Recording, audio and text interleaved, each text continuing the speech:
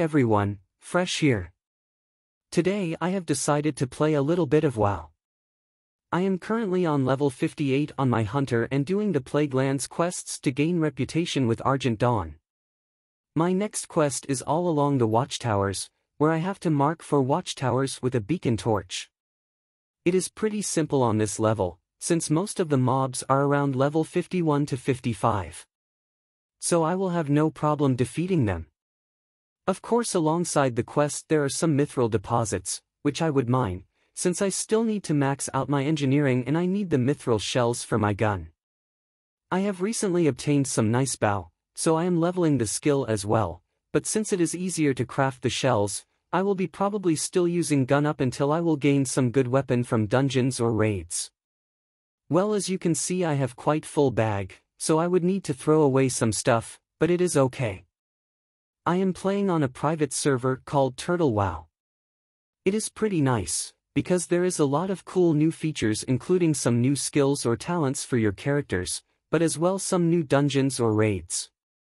That is quite good, mainly for hardcore players that wants to play some new content, but don't want to change to the expansion. What I like about this server is that it really stands to its name.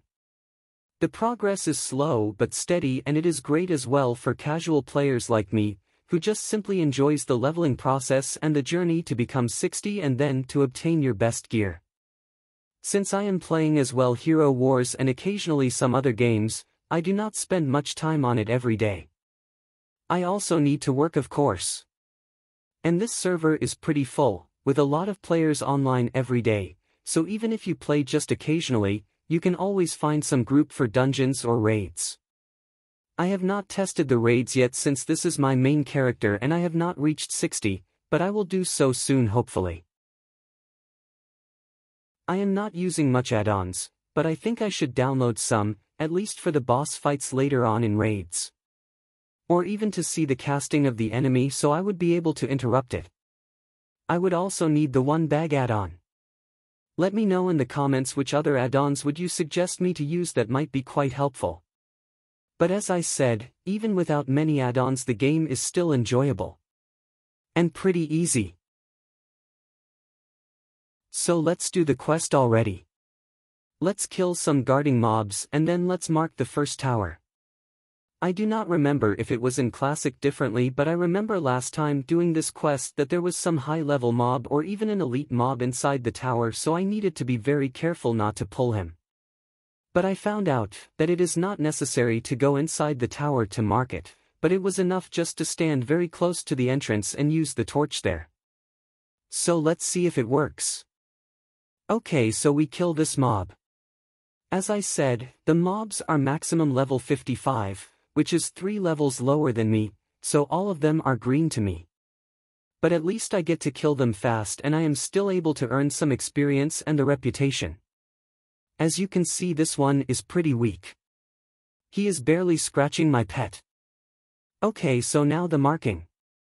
As I said, if you get very close to the entrance, you are able to mark the tower pretty easy. There we go. So now we can proceed to the other tower. This way you just run around the place, kill some mobs and mark all 4 towers and then get back to Bulwark location. But anyways, I guess most of you already know it.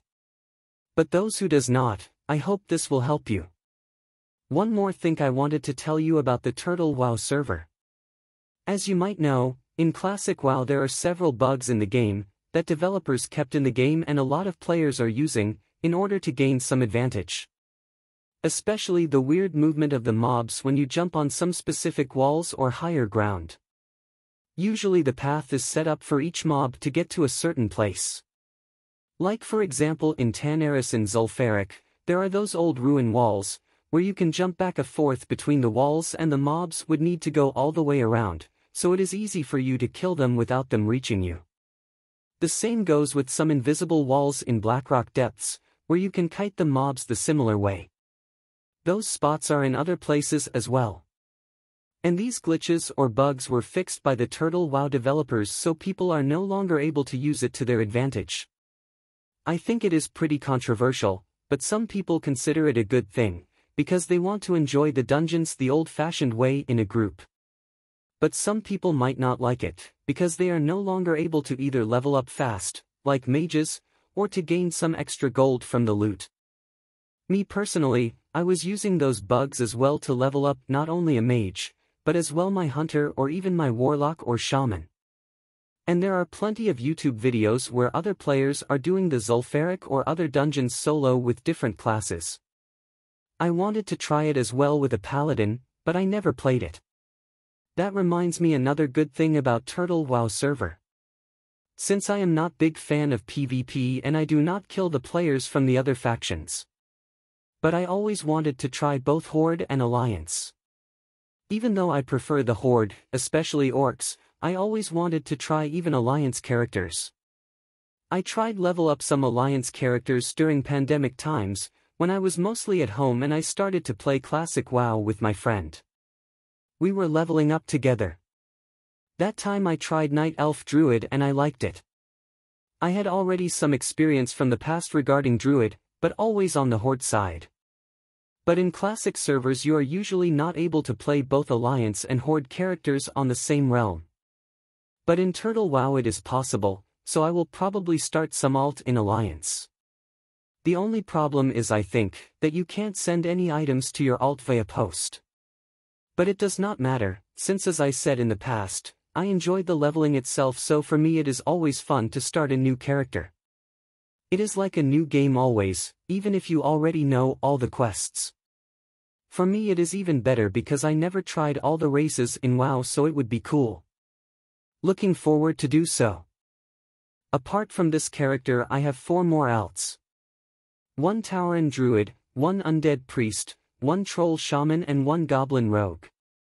Oh, that I forgot. There are also new classes in Turtle WoW. Goblin for Horde and High Elf for Alliance. And those races are having their own starting zones, which is pretty cool, because it is something that you were not able to experience in the classic servers. Of course there are plenty of other private servers that are providing some special content, but those are usually too much, like increased experience rate or some giant loot from even low-level mobs, but those are usually focusing on players that want to enjoy only the endgame content, or some PvP. I tried it once long time ago, but I did not enjoy it. Even though the leveling is taking a lot of my time, I always enjoy it. That success and feeling of accomplishment is fulfilling and rewarding. It is like in a real life. You work hard to achieve your success in all aspects of life, whether it is work, relationships or just in your hobbies. Okay, so 3 out of 4 towers have been marked. Let's finish the circle and mark the last one. Where is it? Oh, okay, some additional mithril deposit, let's mine it out. But I can't see it, that's strange. Oh, there it is under that infected grain silo. You know, this is what I like about classic WoW. All those references to the old Warcraft games, especially Warcraft 3 or Warcraft 3 Frozen Throne. I would probably try the reforged version. I was planning to do so for quite a time, but I didn't get to do it. But definitely once I start, I would do some video about it too.